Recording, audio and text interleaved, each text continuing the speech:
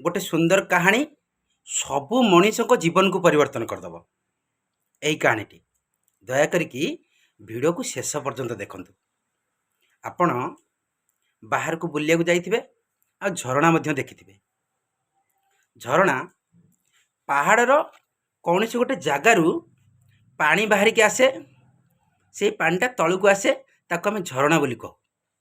अच्छा, आपन को जदि मु प्रश्न करी पत्थर शक्तिशाली ना जल शक्तिशाली, ताला आपण निश्चित भाव में उत्तर रखिए पत्थर हूँ शक्तिशाली।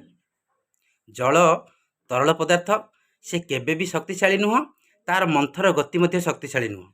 किंतु आपण तारी भितर गोटे आश्चर्य जिनस देखिथिबे, से मंथर गति आसुथिबा जल पहाड़ को काटिकी, पत्थर को काटिकी निजे रास्ता तैयारी कर देछि।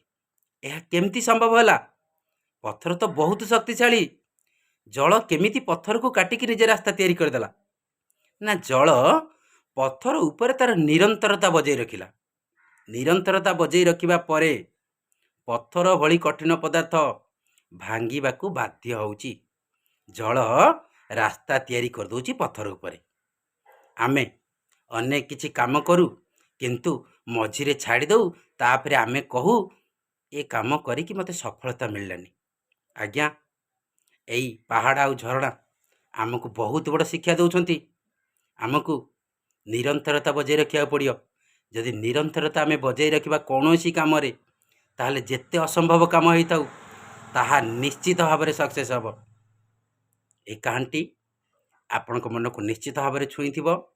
आपण को अनुरोध करी, जदि आपण कौन सी कार्य करुछंती ताहले निश्चित भाव में निरंतरता बजाई रखंतु। असंभव कार्य निरंतरता बजाई रखिबा द्वारा संभव हुए, जहाँ आज जल करके देखैछि। धन्यवाद।